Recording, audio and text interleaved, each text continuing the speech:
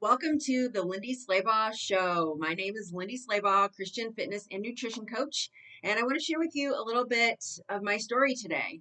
I was an athletic kid. I was involved in sports in middle school. I was a competitive dancer for 10 years, traveling all over the country. And in college, I worked out with my roommates at the gym, just happened to be located in our backyard off our college campus. And so we would exercise a couple days a week. I came home and I was partying pretty hardcore. I attended a private Christian university, but had walked away from the Lord shortly after my freshman year. A little bit too much freedom and time and boys and partying and doing all of the things which eventually led to being sexually assaulted the fall of my senior year of college, which ultimately led to depression and anxiety. The night it happened, I was at a party at some really close friend's house and I drank too much. I was high, and so I asked a friend, he was like a brother to me, if I could sleep in his bed. And I woke up in the morning to him on top of me. And when I went home that morning and told my roommate what happened, she told me it was my fault, which now, fast forward many years later, I have learned to heal through that, to forgive her, to forgive him, and most importantly, myself. But it really led to about 15 years of self sabotage and destruction, binge drinking, partying, having inappropriate relationships with men. And I ended up 100 pounds overweight. I lost my grandpa in 2008 to pancreatic cancer. And after he passed, I laid on the couch and a pit of depression for 13 months. And I packed on an extra 50 pounds. When I came home from college in 2004, I was bartending second shift and put on weight pretty quickly. I ended up doing a keto style diet, and I lost 25 pounds. I was feeling really good for about the first 4 to 5 weeks. And then I started to have debilitating headaches. I couldn't focus on anything, brain fog. I had zero energy. And I had to go off of this diet. And I started back eating carbs and didn't incorporate them slowly like I should have. And I ended up 50 pounds overweight. So after my grandpa died, I'm at about 250 pounds. And I was defeated. I didn't have any self worth. And one day it was like God reached down from heaven and said, "This is not the life that you are supposed to live." And my grandpa, he was a healthy guy. He ran 2 miles every morning. He lifted weights in his tidy whities in my grandparents' laundry room. And, that was the example that I saw. And so I just decided that day that I was going to get up and I was going to try. Well, in 2005, I had purchased a 6 set DVD of Turbo Jam. If you've ever heard of Chalene Johnson, she's an incredible firecracker. I love her. I got to meet her and work out with her. She's an amazing human. And I started doing her Turbo Jam workouts. So I started the first workout and I couldn't even do the warm up. And I sat on my couch and I was thinking all of these horrible things to myself. You are fat. You are disgusting. I cannot believe that you've let yourself get to this point. What is wrong with you? And just all of these debilitating thoughts going through my head for years. And you know what? I just kept trying. I just kept putting one foot in front of the other, and I would fall and I would fail. And eventually over time I got some weight off. Well, in 2016, a friend of mine and I had been going to the gym about 5 days a week. And we were spinning, we were lifting, and nothing was changing. So both of our jobs changed, and we weren't able to go to the gym. And so we decided that we were going to do an online workout. And a girl that I had worked with in radio previous years, she was a coach. And so I reached out to her. I saw her posting on social media, and I reached out to her and asked if we could join her accountability group. So eventually she became my coach, and she ran this online group. And we got in there every day. We logged our workouts, and we were encouraging each other from all over the world. And I thought, oh my gosh, this is absolutely amazing. So I started this workout. It was 186.6 pounds. And 90 days later, my friend Megan and I, we did the workout every day, Monday through Friday for 90 days. I finished the workout. I was the same exact weight, 186.6, but I didn't care. I'd lost a ton of inches. I had committed to something. The workouts were like 30, 35 minutes every day. We did them in my living room, and I felt amazing, accomplished, strong. And so my coach at that time had reached out and asked if I would be interested in learning about the business. And I laughed in her face because, first of all, I had been 250 pounds. I didn't feel like I knew anything. I had just reclaimed my relationship with Jesus that previous fall. But in 2017, I prayed over it. I just said, okay, Lord, if this is where you have me, let it be. And March 14th of 2017, I committed to build this business. And I'm not going to lie, I've done all of the wrong things. I have obsessed about the meal plan.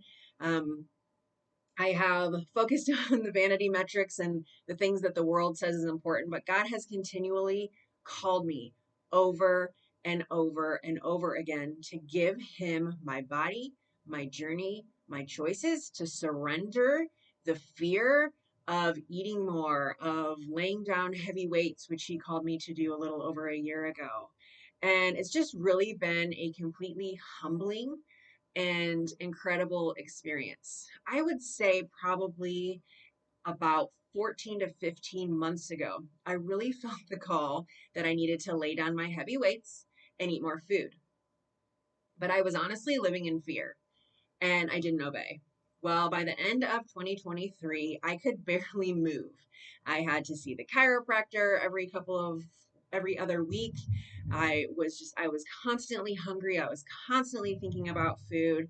And so after the first of the year, our network launched a new workout. And I was listening to the trainer talk about the meal plan, and I just really felt God saying, listen, this is what you need to do. Lay down your heavy weights and eat more food. So I thought, okay, I'm laying down my heavy weights. I'm going to eat more food. And I really didn't start to listen until about February or March. And I kind of dabbled in, what was convenient for me at the time. Well, when I finally decided to go all in April, I laid down my heavy weights. I incorporated about 400 to 600 more calories a day. And since then, I've lost 22 pounds this year. My body's changing. The inflammation is going away. Now I'm able to more specifically and intentionally work with my clients on how to create a plan that makes them feel empowered. Because the Great Commission tells us that we're to go out and make disciples as we go. So, what does that mean? That means that not everyone is called to be a missionary, not everyone is called to be a pastor, but we are to be on mission, making disciples wherever we are and as we go. That means in our daily life. We are to love God and love others as ourselves. And how in the world are we going to love ourselves if we are constantly focused on our body and our weight and what we're eating? The enemy has been distracting us females with food since the garden. And we look at the garden and we think, God cast Adam and Eve out of the garden. But in that moment, God could have just ended humanity right then. But he knew our flesh was weak. He also knew that Jesus would come.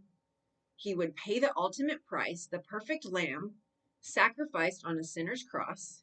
And that when we choose to ask him to be the Lord of our life, that when that Holy Spirit comes to live in us and we can truly learn to discern his voice, lean into obedience in our health journey, in our marriage, in our work, in our discipleship, in our finances, in all of these things, he's going to bring beauty from our ashes.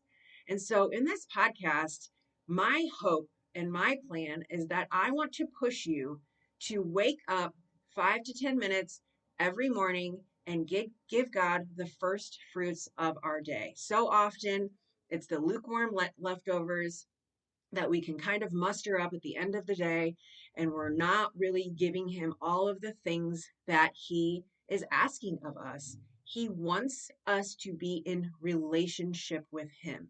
He wants to lead and guide us in every decision, in every choice. And I saw a meme on social media a couple years ago, and it said, instead of trying harder, start surrendering more. And I'm going to tell you, it is uncomfortable, especially us women, as maternal nurturers. We want to control the situation. And that's just not what God is calling us to. He's calling us to trust him, to live in his perfect peace and trust that he's going to provide for us exactly what it is that we need. And so when I really decided that I was going to go all in my business, in my nutrition, I decided that I had to take control of my morning. And I started with a simple formula that I read in a book called The Miracle Morning, written by Hal Elrod. And so I work through this formula with my clients and I provide them with a 5 minute, 5 step system every morning that if they have more time, fantastic. But the first 5 minutes of your day, you wake up for 1 minute, pray. For 1 minute, get in the word, not a devotional, get in the word. Ask God to lead you to a verse that is going to speak to you in that moment and meditate on that word. Ask him how you can apply that to your day. And then you're going to write down 1 to 2 goals that you're going to accomplish that week. And then you're going to write down 3 steps on how you're going to move to accomplish that goal today. So maybe you want to incorporate more water into your day. Set a time limit on your phone, set a reminder on your phone, write that down on your goals. I'm going to set a reminder on my phone. I'm going to drink 20 ounces of water before I drink my first cup of coffee. I'm going to drink 20 ounces of water before this time, this time, this time. And then when that alarm goes off, before you have the time to second guess yourself, you just do the thing. And in that last minute of your 5 minute miracle morning, you're going to repeat after me. I am a child of the Most High God. I am the head and not the tail. I am a person of action, integrity, faith, grace, peace, patience, kindness, gentleness, faithfulness, and self-control. I eat and move according to my goals. I am obedient to the Holy Spirit within me. If you make 5 minutes every morning, make time, set your alarm 5 minutes earlier. I promise you that your mornings are going to set you on track for a better day. And when things come that you weren't expecting, that you didn't plan for, because you started your day with him, you gave him your first fruits, he is going to respond with exactly what you need in that moment. Maybe it's a little more grace with your spouse, or patience with your toddler, or at the stoplight when somebody's not paying attention and you need to get to wherever you're going. When we can learn to pray over our bodies and ask God, give us what we need. I've been preaching that in my boot camp with my clients for years. Lord, give me what I need, not what I want, what I need. When I started to incorporate those few things into my day, I started to take control of my time because he was giving me the conviction to do that. And so I would get a journal and I would start to time block. And we'll talk about that in another podcast. But I really want to encourage you that I don't care how old you are. I turned 42 this year, and my goal is to get into the best shape of my life, emotionally, mentally, physically, spiritually, because it's not just one, it's body, mind, and spirit. And when we can give God all of the things that we are working towards, he's going to provide us the blueprint that we need. He just needs us to be still and trust him. So I want to tell you how grateful I am that you are here. I hope that the Lord spoke to you through these words today. And I really want to encourage you to make time, set your alarm 5 minutes earlier. When I first started doing this, I had 13 minutes in the morning and I would use my fit tracker on my wrist to set a timer. So if you have 5 minutes in the morning, set your timer on your watch and let that be your guide. And I promise you, God's going to make room for more time to meet with him throughout the day. And when you get into a time where you're stuck, you say, Lord, give me what I need. You don't even have to say it out loud. Just think that thought and he will provide for you. I promise. Let us not grow weary in doing good, for at the proper time we will reap harvest if we do not give up. That verse comes from Galatians 6:9, and it is the theme of my life. Do not give up. You don't have to do it all perfectly. Focus on one thing you can do today And for the next 3 weeks, focus on that one thing. Get really good at that one thing and then add one more thing. Thank you so much for being here. Please remember to subscribe to this podcast. If you want to leave a review on this episode, I really appreciate it. And I hope that you will take some time to join my free community. There is a link to my website below. And if you click on that link, I'll send you an invite to my free community. And then I have a really cool faith-inspired habit planner that I will also send to you. You just have to put your email in there, and I will send that right to your inbox. And I run a free challenge every month.